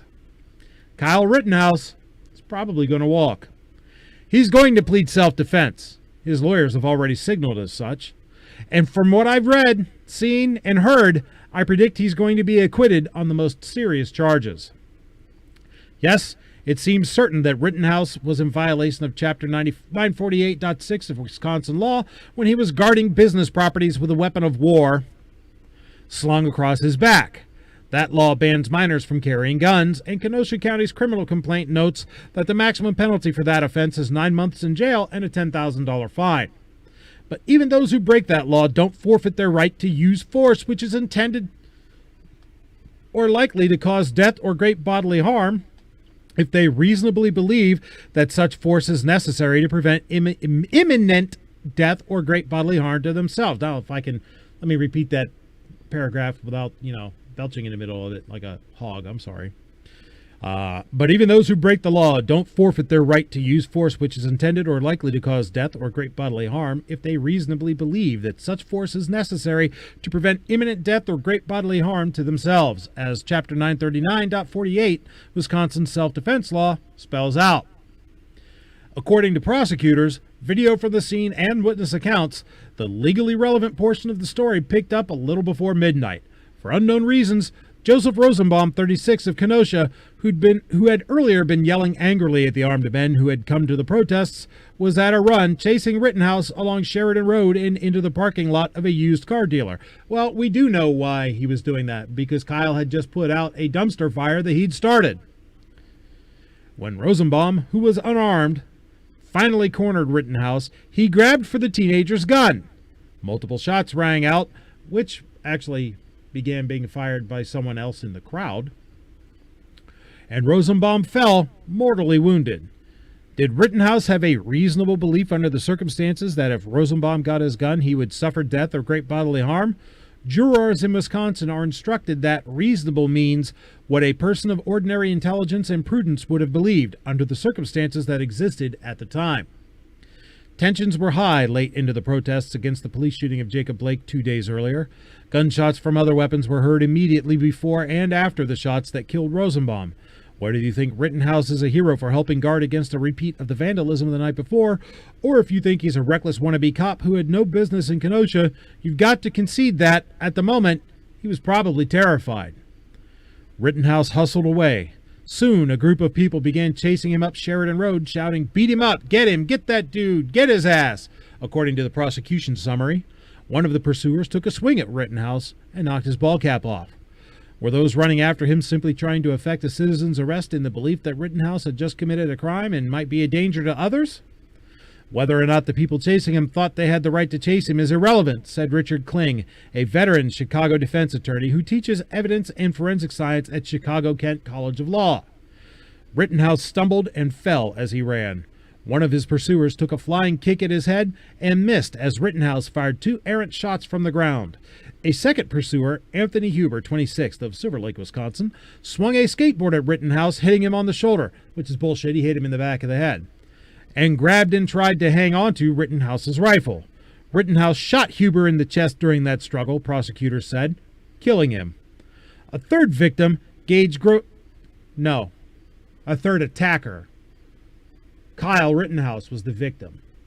Gage Grosskreutz, 26, of West Allis, Wisconsin, who survived, first held up his hands in a gesture of surrender at a distance of a few feet. In one of his hands, he held a gun. But when he moved toward Rittenhouse, prosecutors said, Rittenhouse fired, striking him in the arm. That final shooting will be the most serious problem for Rittenhouse at trial, Kling said.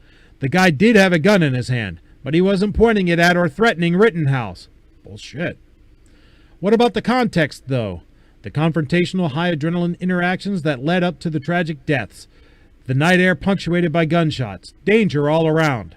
Did the teen willingly put himself in that fraught milieu and illegally, allegedly, risk a horrific escalation of that danger by carrying a gun on the scene? Yes. Do I support that? No.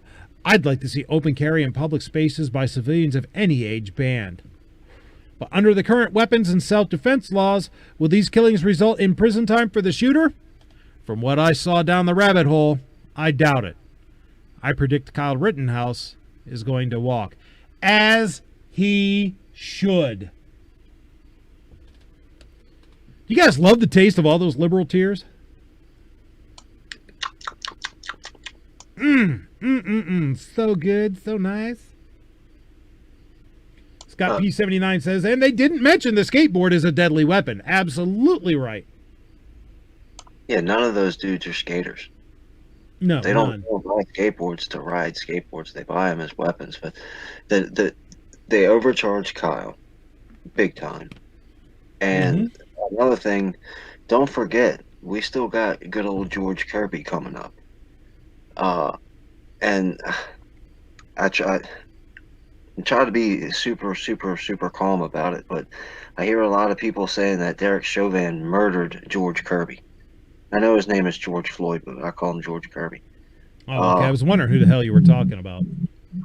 The dude was eating his drugs when they were pulling him out of the car. That's what killed him. He overdosed on him, trying to keep himself from going to prison for having drugs on him. Did the guy having his knee on his neck, was that a bad thing? Yeah, it was absolutely a bad thing. Do I think that he could probably still end up with getting involuntary manslaughter? Yeah, I think he could probably make a case for involuntary manslaughter.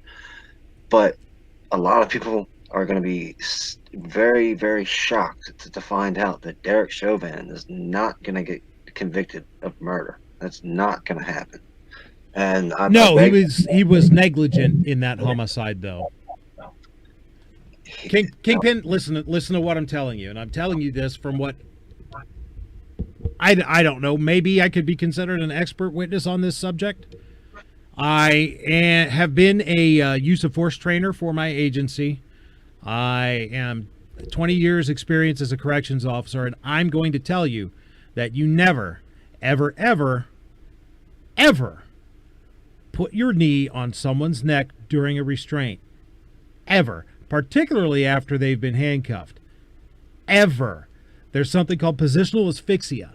And that's what they're saying happened. And when you put your knee on someone's neck, when you put your knee on their back and compress their chest, you are limiting their airway, and I guarantee that officer and all those officers who were there have been trained in this. I guarantee it. They've been trained multiple times. If they've been there over a year, they've been trained. They know. He was negligent in doing that for that length of time. Now, temporarily, in order to gain control of the subject, sure. Once you have control of the subject, done. You take your knee off them. Period. And I hate to say this, to disagree with you on this. He was negligent in killing that guy if he died of asphyxia. Now, if he died of the drug overdose, which the coroner says, different story. But he still shouldn't have had his knee on the guy's neck for as long as he did. That's a fact. Yeah, I can see that, absolutely. That's disgusting all the way around, especially when you get the other, and there was 3 or 4 other cops holding the guy down too. You know, the knee on the neck thing was absolutely unacceptable. But thinking that you're going to get a murder charge out of this, it's not going to happen.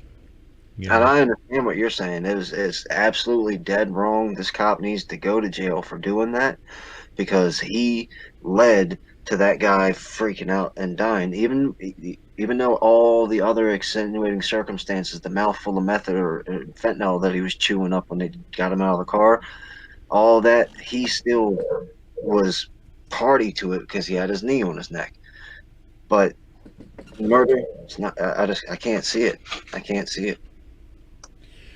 Warsaw out there is asking about putting your knot on the lower back and all, and you know, maybe the middle of the back. I wouldn't do any of that because you could compress the airway. What you can do, particularly once you have them handcuffed to the hands behind their back, stick your knee on their elbow. Pin their arm to the ground. They ain't going anywhere. Pin their shoulder to the ground. They're not going anywhere. You know, maybe their hip. They're not going anywhere. Particularly if the guy's cuffed. You know, the important thing is not to compress the airway, not to compress the chest and make it difficult to breathe at all, because that's when you have liability for this. Well, that's my point behind bringing up George Floyd in the first place, that was a setup. And I'm not saying that it's the Illuminati and George Floyd's really alive and him and Tupac are hanging out with Elvis kind of stuff. I'm saying Keith Ellison saw all the footage, all of it. The night that it all happened, Keith Ellison was probably the first or second person to see every single angle from every video that was available. And he still allowed them to charge Chauvin with second-degree murder or whatever it was, 2 counts of murder. I can't remember exactly what the charges are right now. And Keith Ellison is Antifa. Yeah. That it was a setup there. I think somebody said it out in the chat. I think it was Melvin Up maybe. That was charged. So when he walks out of that courtroom, not going to prison for the rest of his life for murder, they're going to burn the city back down.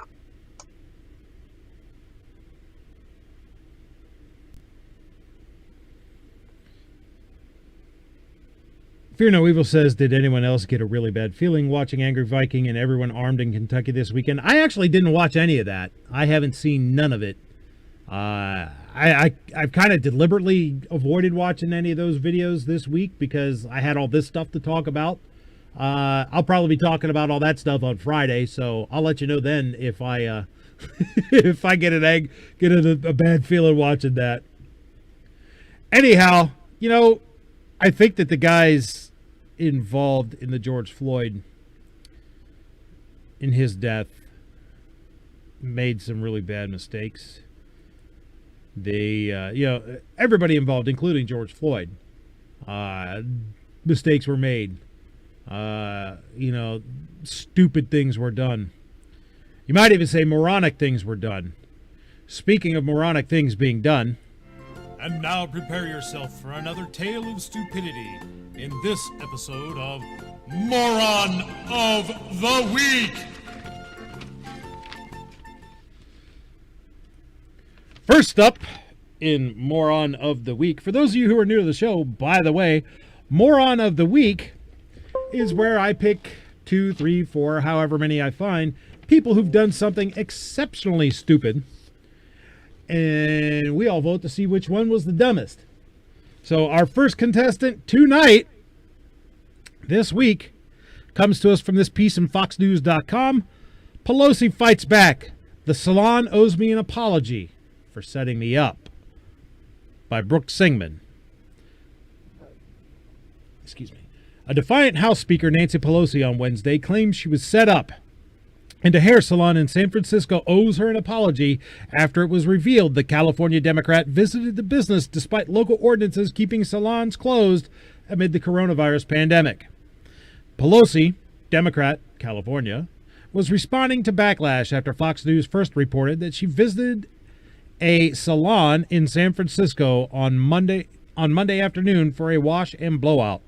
Salons in San Francisco have been closed since March and were only notified they could reopen on September 1st for outdoor hairstyling services only. Pelosi Wednesday responded, saying she's been to the salon over the years many times. I take responsibility for trusting the word of the neighborhood salon that I've been to many times, Pelosi told reporters Wednesday, when they said that they could accommodate people one at a time and we can set up that time. I trusted that. She added, as it turns out, it was a setup. So I take responsibility for falling for a setup. So basically, you take responsibility for not a goddamn thing. The salon owes me an apology for setting me up, she added. Yeah, that's the hubris that these people have. In security footage obtained by Fox News and timestamped Monday at 3:08 p.m. Pacific Time, the California powerhouse is seen walking through E-Salon SF in San Francisco with wet hair and without a mask over her mouth or nose. The stylist doing her hair can be seen following her wearing a black face mask. Pelosi on Wednesday downplayed the fact that she didn't wear a mask in the salon. I just had my hair washed. I don't wear my mask when I'm washing my hair, she said. Do you wear one when you wash your hair? No, but I guarantee you would be urging to prosecute someone who didn't if it wasn't you. Meanwhile, during an exclusive interview with Fox News Tuesday, salon owner Erica Cuse cast Pelosi's visit as a double standard. It was a slap in the face that she went in, that she feels that she can just go and get her stuff done while no one else can go in, and I can't work, Cuse told Fox News, adding that she can't believe the speaker didn't have a face mask on. From the footage, it appears Pelosi had some kind of covering around her neck. Maybe that was just her wattles, her loose, saggy chins. I don't know. We're supposed to look up to this woman, right? Cuse. I don't know how the hell to pronounce that. I apologize for butchering it. Cuse said it's just disturbing. Asked for comment on Tuesday, Pelosi spokesman Drew Hamill maintained that the speaker was following the rules as presented to her. Ignorance of the law is no excuse, ain't it? It's pretty sad coming from a lawmaker. The speaker always wears a mask and complies with local COVID requirements. This business offered the speaker to come in on Monday and told her they were allowed by the city to have one customer at a time in the business. The speaker complied with the rules as presented to her by this establishment, he said. But the owner pushed back, saying that it was absolutely not true that the salon could open. Cuse said Pelosi received a wash and blow dry, but told Fox News that you're not supposed to blow dry hair according to coronavirus safety precautions for hair salons. We've been shut down for so long, not just me, but most of the small businesses, and I just can't. It's a feeling of being deflated, helpless, and honestly beaten down, Cuse said. I've been fighting for 6 months for a business that took me 12 years to build to reopen, she explained. I'm a single mom. I have 2 small children, and I have no income. She added, the fact that they did this and she came in, it's like a slap to the face. Meanwhile, President Trump weighed in, blasting the speaker for constantly lecturing everyone else on COVID-19 guidelines. Crazy Nancy Pelosi is being decimated for having a beauty parlor opened when all others are closed and for not wearing a mask, despite constantly lecturing everyone else, the president tweeted Wednesday. We will almost certainly take back the House and then send Nancy packing. Don, I hope so. Let's take a look at the Securitas footage of Nan walking through.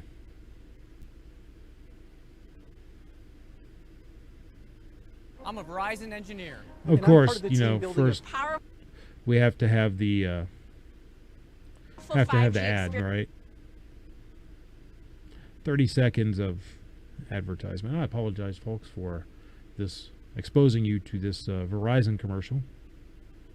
The internet has been inundated in 2020 with commercials. It's like this year is just full blast commercials everywhere. Yeah, I got to agree. I know it's that way on YouTube too. My ad revenue is way up. Oh, I wasn't talking about your ads. Your ads are the good by ones. Fox News and timestamped Monday, 3:08 p.m. Pacific Time. An 80-year-old part-time Napa resident called Nancy Pelosi can be seen slinking through a San Francisco hair salon. She has wet hair. She's not wearing a mask, but she was indoors. She was almost alone because due to coronavirus regulations, salons in San Francisco are closed for indoor services. Nancy Pelosi went inside. She can do that because she is the Speaker of the House, third in line for the presidency. You cannot because you don't have as much power as Nancy Pelosi has. The owner of the salon, a woman called Erica Kios, was furious about this. She saw the unfairness of it. She told Fox News that Pelosi's trip was, quote, disturbing and a slap in the face to people who were not allowed to work because of Nancy Pelosi. Meanwhile, our media was angry too, not at Nancy Pelosi, but at you for finding out it happened. And that's about right. They're mad at you because, as Kingpin says, they hate you. They hate you. They hate you, commoner, peon, little person. But there you have it. They set me up. Nancy Pelosi is the first contestant on Moron of the Week. Let's move to the next. This one's a doozy, too. This is a piece from Breitbart. Democrat Senator Murphy, Americans are too inherently violent to own deadly weapons like an AR-15. Senator, good morning. It's good to see you. Let's talk a little bit more about your book, because this obviously what we've been seeing on the streets of Wisconsin, what happened with this 17-year-old boy is part of a larger story that has different threads and, you know, in many ways was focused with the tragedy that was in your home state of Newtown. So can you walk us through, you know, what we learn in the context of your book and what you learned pulling it together? Sure. I mean, this book is really the result of the last 7 years of my life. You know, my life was changed in 2012, and over the course of the last 7 years, I've tried to learn everything I can about why America is such a violent place and what we do about it. And this book, it's not a memoir. It's really a story about how we got to this moment. And, you know, it's called The Violence Inside Us because the conclusion I come to is that America is a violent place. We have always been a violent place. We've been bathed in violence from the time that the American settlers exterminated Native American tribes. But what we have chosen to do is to pour kerosene on a smoldering fire in this nation by allowing these very dangerous weapons to flow throughout the nation, creating more opportunities for ordinary arguments to turn into deadly moments. And so if you want to understand why we've gotten to a place today in which there is so much violence in this nation, whether it be homicides, civil unrest, suicides, this book will tell you why we got here. But it also gives a prescription for a path forward. And it does start with just decreasing the number of weapons that are in the hands of wrong people. And So you making can't. sure Wrong that people being 17-year-old you, kids, can't by so the way. easily get their hands on a deadly weapon like an AR-15 to bring to a protest rally. Protest rally. Not a, you know, riot where they're committing arson and looting and burning and pillaging. No. A protest rally. So, Murphy, you're our next contestant for Moron of the Week because, you know what? In a country of 320 million, over half now are gun owners. And I couldn't even begin to tell you, 400 or 500 million guns in the country, at least. If we were an inherently violent society, if Americans were violent people, there wouldn't be any Americans. And we'd own the whole world. So shut the fuck up with that shit. Moron. And I've said the F-bomb like 5 times tonight. I'm like really bad. And last but most certainly not least is another piece from Breitbart. PBS's Yamiki Alcindor falsely claims Kyle Rittenhouse shot unarmed people. Because, the narrative. During a roundtable discussion, PBS's Yamichi Alcindor presented Kyle Rittenhouse's actions as those of an armed man shooting unarmed protesters, when in reality at least 2 of the 3 protesters involved were armed. Rittenhouse allegedly shot 3 people on the night of August 25th, 2020, and the WHIO reported that court records indicated at least 2 of them were armed. Shots were first fired when Rittenhouse allegedly felt himself under attack and allegedly shot 36-year-old Joseph Rosenbaum, killing him. In the lead up to the shooting, WHIO reported that Rosenbaum was allegedly following behind Rittenhouse, and a nearby reporter, Richard McGinnis, claimed that Rosenbaum was trying to get Rittenhouse's gun. Rosenbaum is seen throwing something at the fleeing gunman. Then shots rang out, and Rosenbaum fell to the ground and died from his wounds. Rittenhouse moved into the street where someone allegedly took a punch at him, and he fell to the ground. While he was down, 26-year-old Anthony Huber allegedly approached Rittenhouse, swung a skateboard at him, and tried to take away his rifle. Deputy Kenosha County District Attorney Carly McNeil said that Rittenhouse allegedly fired one round at Huber, who staggered back and succumbed to the gunshot injury. A second protester, 26-year-old Gage Grosskreutz, then allegedly moved toward Rittenhouse while holding a gun in his right hand. Rittenhouse fired again, wounding Grosskreutz in the right arm. Despite the alleged presence of being armed with a skateboard and a gun explicitly in one example, PBS's Alcindor claimed otherwise. What you see, just in her own words. I just want to make sure I've laid out the facts accurately. Donald Trump passed up an opportunity to condemn the vigilante alleged murder of two individuals in that press clip I played. Donald Trump refused to condemn the Trump truck caravan where they were shooting paint guns at Black Lives Matter protesters, and still is sort of out there tweeting and talking about law and order. He doesn't see anything discordant about those things. Nicole, you're wondering if you're kind of living in this reality that we're living in, and that is the reality that we are living in. I was writing my package for PBS today, and I had to write, after justifying a Trump supporter killing two people, and after comparing police shooting people to golfing, the president went to Kenosha. That's the opening line of a package I never thought I would be writing. And I think that what we're dealing with is the president really not wanting to lose any voters, and also wanting to not look like he's giving even an inch on the idea of law enforcement, sometimes, not all the time, but sometimes unjustifiably killing African Americans. And he doesn't want to deal with the reality that Black people are killed at higher rates than white people in this country. So what you see the president doing is just doubling down and really going to this part of his base. I don't think all Trump supporters are like this, but going to the part of his base that think that it's okay for a 17-year-old to shoot people in the street who are unarmed, who are at a protest, who are upset about the way that the federal government is treating African Americans. I'm sorry, you don't burn buildings down and loot them at a protest. You do that at a riot. Sorry. No, not sorry. So there we have this Alcindor person is our third contestant on Moron of the Week. And as always, in his permanent spot, just for being Uncle Touchy, we have Joe Biden. So now you guys know what time it is. Kingpin, who do you think deserves to be Moron of the Week? Nancy Pelosi, Murphy, Alcindor, or Biden? This one's a piece of cake for me.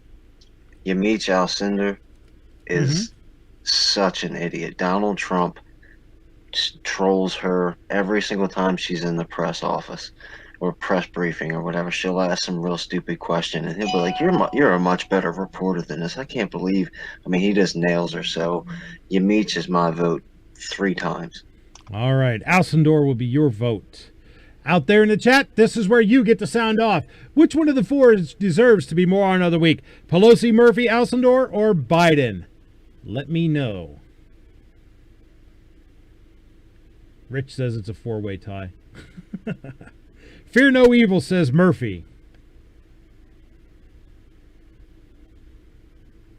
So we got 1 for Alcindor, 1 for Murphy. Let's go ahead and get this going. We got 31 people out there. Certainly up 30. We just lost 1. Certainly you have an opinion, folks. Share it. Who deserves to be the Moron of the Week?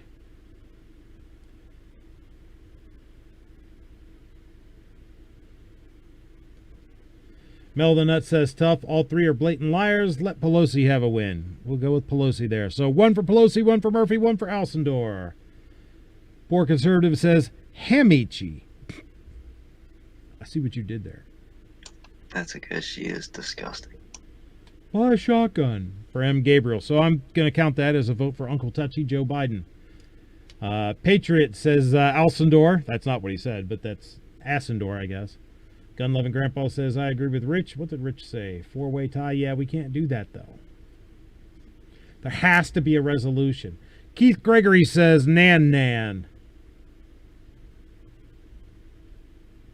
So far, we got 2 for Pelosi, 1 for Murphy, 3 for Alcindor, and 1 for Biden.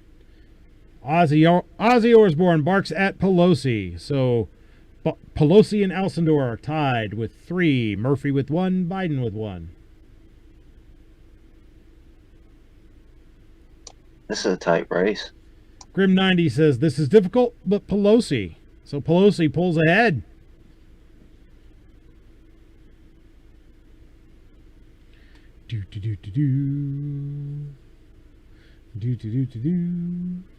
I need to get like some music to go for this.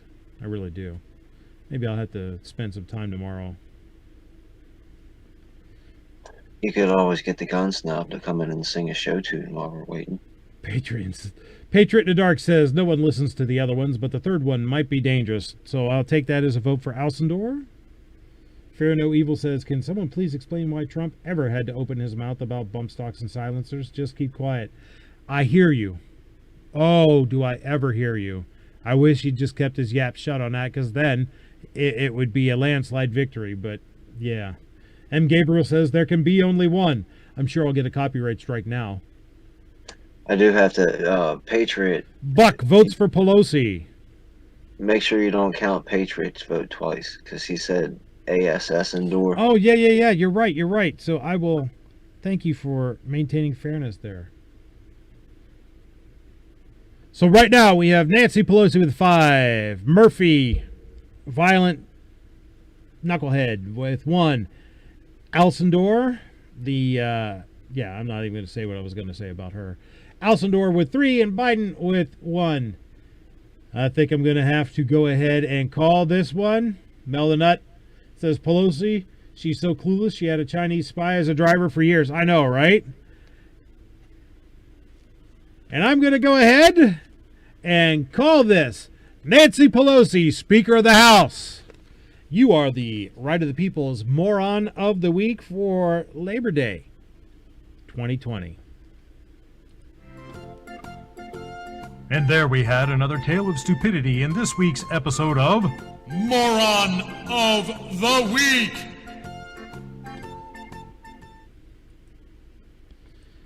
Yeah, that was kind of a tough one because they all said some really stupid stuff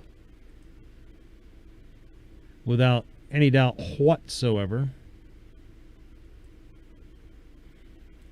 But right now, we're going to go into what is Roll Call 219's favorite segment, and it happens to be the last one, Self-Defense Shoutouts. For those of you who don't know, Self-Defense Shoutouts are not where I am reveling in the proposition that the bad guy won the room temperature challenge and took a dirt nap. It's where I'm reveling in the proposition where the good guy prevented the bad guy from making him do the same. First up, in this piece by WXYZ Detroit, robbery suspect shot and killed by victim in Roseville, police say. Roseville, Michigan, WXYZ. The suspect in an attempted robbery in Roseville is dead after the victim of the robbery shot and killed him during the encounter, police say. The attempted robbery happened at Wash Point Car Wash, 26015 Gratiot Avenue, around 7 p.m. on Tuesday. Police say a man was at the car wash when he was approached by 2 armed suspects who tried robbing him. The victim was also armed, and there was a gunfire exchanged, and one of the alleged robbers was hit and pronounced dead on the scene. Roseville police are currently investigating the incident. So, good. Keep the bad guy from doing unto you. Matter of fact, do unto him before he can do unto you, right? And this last is from Tallahassee. During a protest, protester lawfully defended himself. The Tallahassee Police Department released information about the altercation that took place Saturday at an unscheduled downtown protest that involved an individual that was attacked and then brandished a gun. A local group hosted a non-permitted protest on downtown streets. An individual was pushed from behind by a white protester, which led to a physical altercation between the individual and several other white males. The individual was knocked to the ground. He got back to his feet and brandished a gun. TPD officers quickly engaged, took the individual into custody, and peacefully dispersed the crowd. The evidence confirmed the physical altercation between numerous protesters and that the individual was knocked to the ground and under attack before lawfully defending himself. TPD confirmed that the individual with the gun was lawfully carrying a concealed weapon as a license holder. Based on the totality of evidence, no assault charges have been applied to any of the individuals involved in the fight or the individual with the gun. To keep everyone involved safe, local protests must be permitted to allow for proper staffing, notifications, and safety measures to be put in place. So, if he legally pulled his gun, that means he was in a situation where he faced death, imminent death or severe bodily injury. But let's not charge the people who committed the crime to which he responded. Because watch this video. I almost put the Tallahassee Police Department as morons.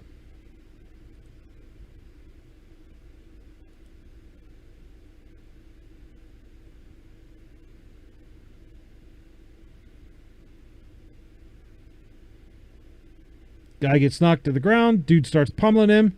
Pork chop there kicks him in the head. People start rushing him away. Dude pulls a gun. And he promptly gets taken down by police and felon stopped.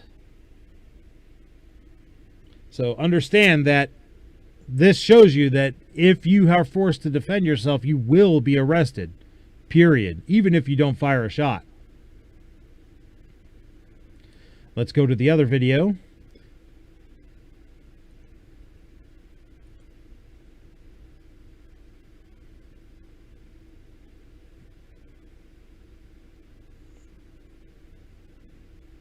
There you see Porky slap his hoof in the guy.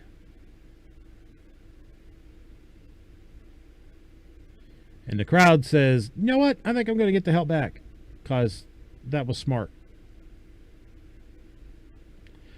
So there you go, folks. Someone who thankfully didn't get charged for defending himself against an angry mob. And strangely enough, yet once again, the people in the mob didn't get charged either. Just like in Kenosha, the survivor did not get charged. Grosskreutz, for some reason, even though he's a felon in possession of a handgun, clearly on video in possession of a handgun, but he's free walking around, while Kyle, who was forced to defend himself against 3 scumbags, actually 4 scumbags, is locked up on trial for his life. I want to thank everybody for coming in and being part of the show this week, even though I had that horrific dumpster fire on Saturday. I'm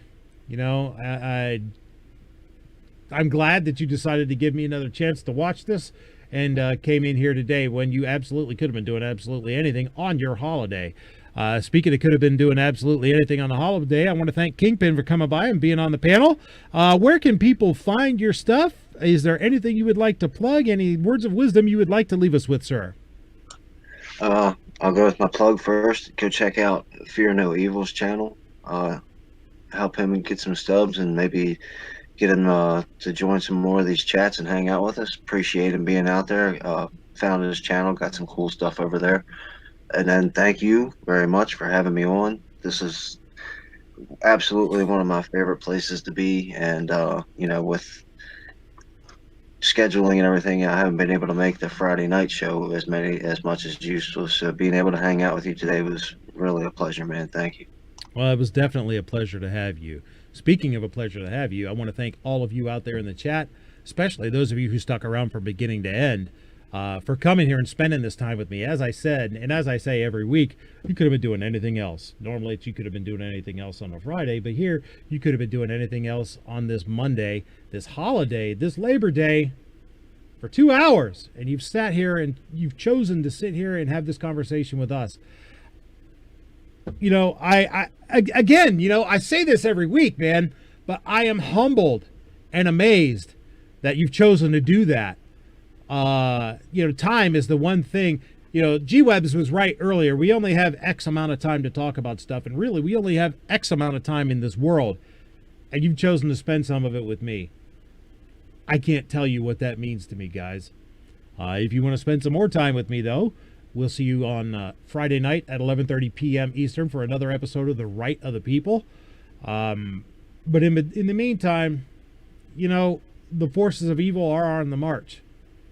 They're trying to get to us not only in the streets, but in our legislatures. And we have to let our Congress critters and elected representatives know what we think. Send them snail mail, email, telephone, telegraph, carrier pigeons, smoke signals, semaphore, tom-tom messages, runners, anything that you have to do to let them know what you think. And never, ever, ever give up the fight. And I'll see you guys on Friday.